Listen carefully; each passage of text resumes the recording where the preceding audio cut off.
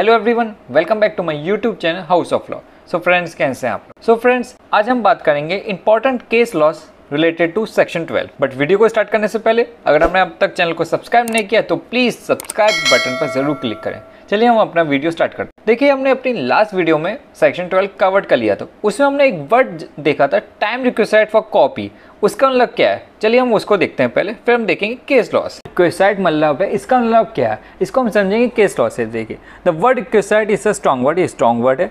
It may be regarded as a meaning something more than the word required. इसका मतलब खाली ये नहीं रिक्वायर्ड, इसका मतलब ये प्रॉपरली रिक्वायर्ड, मतलब ढंग से आप कॉपी के लिए आप अप्लाई कर रहे हो। And it is thrown upon the appellant the necessity of showing that no part of the delay beyond the prescribed period is due to his default। देखिए, बेसिकली आपका अपीलेंट, जो आपका पार्टी एग्रीड पार्टी है, वो apply करेगी date certified copy के लिए। Date हमें, क्योंकि उसको ही चल रही है, वो अपील में जाएगा, उसके पास लिमिटेशन पीरियड का स्टार्ट हो जाएगा, ऐसे स्टार्ट हो जाएगा। तो सीधी सी बात है, अपीलेंट शो करे डेट उसके तरफ से कोई डिफॉल्ट नहीं है, उसने तो अपनी प्रॉपरली तरीके से अपनी जो सर्टिफाइड कॉपी चाहिए थी उसने अप्लाई करा। अब कोर्ट की वजह से कुछ देरी हो गई तो उसमें उसकी तो गलती नहीं, उसने तो एप्लीकेशन डाली थी। वही चीज़ आपकी इस केस में बताती है।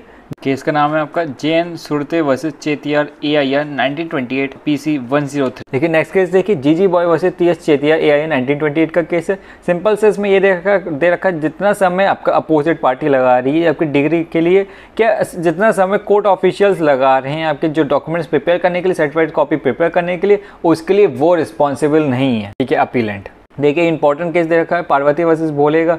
इसमें सिंपल सा यही बोल रखा है, देखिए, the delay caused by the carelessness और negligence of the party in applying for a copy on paying the money required for making the copy can not be excluded from computation. सीधी सी बात है, जो पार्टी अप्लाई कर रही है वो केयरलेसनेस दिखा रही है, नेग्लिजेंस दिखा रही है डेट हमें कॉपी अप्लाई करने में। देखिए, 1 जुलाई 2023 को कोर्ट ने आदेश सुना दिया, आप 1 अगस्त को अप्लाई कर रहे हो, 1 महीने का समय हो गया। ठीक है, तो वो आपका नेग्लिजेंस हो गई, लापरवाही हो गई, आप तो अप्लाई कर नहीं रहे हो, तो आपका वो चीज़ एक्सक्लूड नहीं होगी। इसके साथ साथ देखिए, अब तब सर्टिफाइड कॉपी प्रिपेयर होती है, इसके आपको पैसे भी देने पड़ते हैं, जो कोर्ट फीस जाती है, आप वो नहीं दे रहे हो, आप उसमें 4-5 दिन निकाल दे, 1 हफ्ता भर निकाल दे, तो वो भी एक्सक्लूड नहीं होगा। एक तो आप अप्लाई नहीं कर रहे हो, इसके साथ साथ आप पैसा भी नहीं दे रहे हो, तो वो दोनों चीज़ें आपकी एक्सक्लूड नहीं होंगी कंप्यूटेशन में। ठीक है, आपका ये लिमिटेशन पीरियड स्टार्ट नहीं होगा ना, ऐसा नहीं है, आपका लिमिटेशन पीरियड स्टार्ट हो जाएगा। कि एक इंपॉर्टेंट केस हो, देखिए, शरद चंद्र वर्सेस उपेंद्र नाथ AIR 1927 का केस है।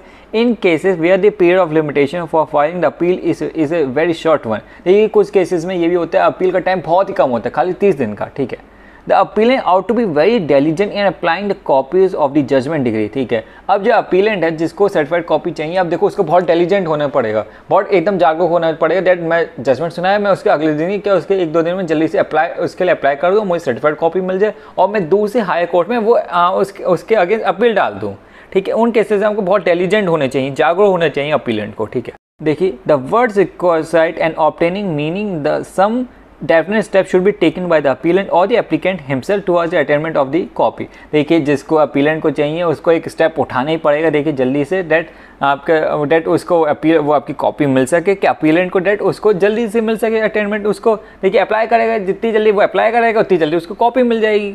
देखिए, any failure in reasonable diligence which produces unnecessary delay at one or more of the several stages in obtaining a copy of the degree etc. will disentitle the appellant to claim the whole of the time actually spent in obtaining the copy. The time unnecessary occupied is not the time required within the meaning of section 12। ये simple सी ये चीज़ कहती है, आप unnecessary delay दिखा रहे हो, negligence दिखा रहे हो, दैट आप कॉपी के लिए आप अप्लाई नहीं कर रहे हो। एक तो देखिए, वैसे आपके पास समय 30 दिन का है, आप 10 दिन एप्लीकेशन डाल रहे हो, 4-5 दिन आपने एक तो स्टेज पर ये कर दी गलती, आपने 10 दिन निकाल दिए, 4-5 दिन आपने ऐसे निकाल दिया, हम कोर्ट फीस नहीं दे रहे हैं, जो आपकी सर्टिफाइड कॉपी के लिए अप्लाई करते हो उसके लिए आप फीस नहीं दे रहे हो, 15 दिन तो आप कैसे निकल गए, कुछ और आपने और हो सकता और लेट कर दिया, तो आपका समय निकल ही गया बिल्कुल, तो आप इस सेक्शन 12 का बेनिफिट ही नहीं ले पाओगे। ठीक है ना, तो आप अननेसेसरी फालतू की डिले कर रहे हो। ठीक है, नेसेसरी डिले तो आपने एप्लीकेशन डाल दी, कोर्ट ने डिले कर दी इसमें बनाने के लिए, तब तो आपकी नेसेसरी डिले मानी जाएगी। हाँ, इसमें देखिए कोर्ट की गलती थी, हमारी तो कोई गलती नहीं थी, हमने नेग्लिजेंस नहीं दिखाई, हमने लापरवाही नहीं दिखाई, हमने तो अप्लाई कर दी, कोर्ट ने डिले कर दी। ठीक है, तो अब जो अननेसेसरी डिले है वो आपके सेक्शन 12 में आएगी नहीं, नेसेसरी डिले होती तो आपकी सेक्शन 12 में आ जाती। यही सिंपल से कह रहा है, the time unnecessary occupied is not the time required, वो आपके टाइम रिक्वायर्ड में नहीं आएगा within the meaning of section 12। देखिए time requisite is a question of fact to be determine on the basis of facts of each particular case. देखिए जो आपका requisite time requisite है वो एक बेसिक क्वेश्चन ऑफ फैक्ट है और ये time requisite case to case पर डिपेंड करता है, हर पर्टिकुलर केस पर डिपेंड करता है। ऐसा नहीं है हमने कोई टाइम लिमिट फिक्स कर दिया होगा दैट आपको इतने समय में सर्टिफाइड कॉपी लेनी, ऐसा नहीं है हमने ये कह दिया आज 1 जुलाई को कोर्ट ने आदेश सुना है अब आपको आज ही लेनी, ऐसा कोई हमने रूल नहीं बना दिया, ठीक है। बट इसके साथ साथ ये एक बात दे रखी, but such application should have been made within the period of limitation prescribed for the appeal etcetera. But अब उतने समय में तो कर दो, जैसे 30 दिन का टाइम है तो आप इसके 30 दिन के अंदर ही कर दो, ठीक है ना। ये नहीं आज इसके टाइम लिमिट 30 दिन के बाद कर रहे हो, ये वो तब ना हो, तब तो आप बेनिफिट ले ही नहीं पाओगे सेक्शन 12 का। देखिए 2 इंपॉर्टेंट पॉइंट्स आते हैं, उसको आप ध्यान रखिएगा। The time in between the date when the copy was ready and the date when the delivery was taken. देखिए जिस दिन कॉपी आपकी बनी रेडी हो गई और जितना समय आपको उस कॉपी को डिलीवर होने के लिए लग गया, ठीक है, उस बीच का समय, ठीक है, वो आपका एक्सक्लूड नहीं होगा। क्यों नहीं होगा? Because under sub section 2 what is material is not the date of delivery. जिस दिन आपकी डिलीवर हुई है वो नहीं, but the date when the copy was ready for delivery. अब इसका मतलब क्या है, इस चीज़ को मैं आपको एग्जांपल से बताता हूँ। देखिए मान लीजिए 15 जुलाई 2023 को कॉपी रेडी हो, सर्टिफाइड कॉपी तैयार हो गई, आपको पता चल गया ठीक है रेडी हो गई, ठीक है, आपने 10 दिन निकाल दी, आप जाते हो 25 जुलाई 2023 को, ठीक है, 10 दिन हो गए, ठीक है। अब 25 जुलाई को आप कॉपी के लिए आप रिसीव करते हो, ठीक है। अब 15 से 25 10 दिन का हो गया, टाइम हो गया, ठीक है, ये टाइम पीरियड एक्सक्लूड नहीं होगा।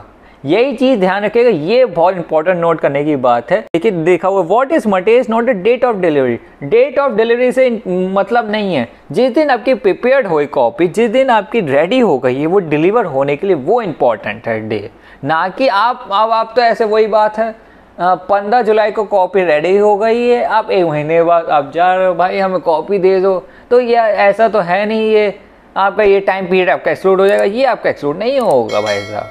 तो क्या इंपॉर्टेंट है आपके, देखिए क्या इंपॉर्टेंट इस समय समझ में आता है। जी कॉपी प्रिपेयर्ड हो जाए, आप उस कॉपी को ले लो। आपके मन में एक चीज़ आएगा यार ऐसा भी होता है क्या, जैसे सर्टिफाइड कॉपी, देखिए हाँ देखिए सर्टिफाइड कॉपी में सब चीज़ें लिखी रहती हैं, ठीक है। आपने कब अप्लाई करी सर्टिफाइड के लिए, ठीक है, कब प्रिपेयर्ड हो गई वो डेट, एक तो जिस दिन आपने अप्लाई करी वो दिन, प्रिपेयर्ड हो गई कॉपी वो डेट, और कब आपने रिसीव करी वो भी डेट, तीनों डेटें होती हैं मेंशन इसमें सर्टिफाइड कॉपी में। देखिए सिंपल सी एक और लाइन लिखी हुई है, date on which it was ready is important. जिस दिन आपकी सर्टिफाइड कॉपी रेडी है वो इंपॉर्टेंट डेट है, ना कि जिस दिन आपका काउंसिल रिसीव कलेक्ट कर रहा है वो डेट इंपॉर्टेंट नहीं है। देखिए इंपॉर्टेंट केस आता है Lalita Prasad versus Shyam Mohan AIA 1961 MP का केस है, ठीक है। In this case it was held that if a judgement is pronounced on such a date the days और days following it are holidays during which the appellant can not apply for a copy, then in computing the period of limitation prescribed for such appeal for such holidays should be excluded. देखिए ये case बहुत अच्छी बात बताते हैं। मान लीजिए किसी दिन आपका कोर्ट जजमेंट प्रोनाउंस करती है, उसके नेक्स्ट डे आपकी छुट्टी पड़ जाती है, क्या उसके अगले दिन भी छुट्टी पड़ जाती है, तो देखिए आप देखिए छुट्टी पड़ गई, 3-4 दिनों की छुट्टी पड़ गई, और जो आपका अपीलेंट है वो यार अब तो वो अप्लाई कर ही नहीं सकता क्योंकि कोर्ट ही बंद है, तो उसके लिए वो सर्टिफाइड कॉपी के लिए अप्लाई ही नहीं कर पाएगा बेचारा।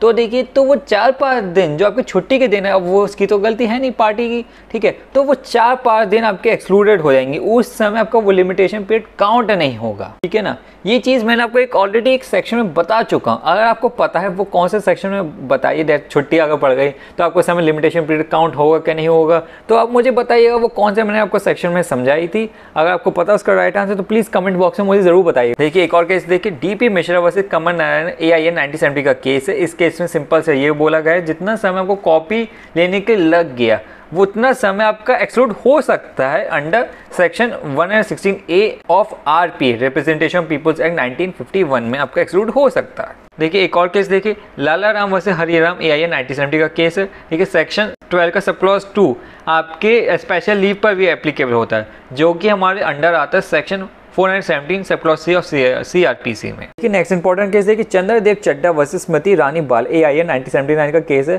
ठीक है। सेक्शन 12 सब क्लॉज 2 आपके हिंदू मैरिज एक्ट पर भी एप्लीकेबल होता है। देखिए जितना समय आपकी सर्टिफाइड कॉपी के लिए लेने के लिए लग गया ऑर्डर की क्या आपकी डिग्री की, तो वो भी आपका एक्सक्लूड हो जाएगा आपके लिमिटेशन पीरियड से। आई होप आपको सारे केस लॉ समझ में आ गए होंगे, और मुझे ऐसा लगता है जो आपको सेक्शन 12 का और कॉन्सेप्ट और क्लियर हो गया होगा with case laws. But still अगर आपको कोई भी क्वेरी या कोई भी क्वेश्चन आपको पूछना है तो आप मुझे कमेंट बॉक्स में कमेंट करके पूछ सकते हैं। अगर आपको वीडियो पसंद आती है तो प्लीज़ वीडियो को लाइक कीजिए, प्लीज़ इस चैनल को सब्सक्राइब कीजिए और प्लीज़ इस वीडियो को अपने फ्रेंड्स के साथ ज़्यादा शेयर कीजिए। आज के लिए बस इतना ही, मिलते हैं अपने नेक्स्ट वीडियो में।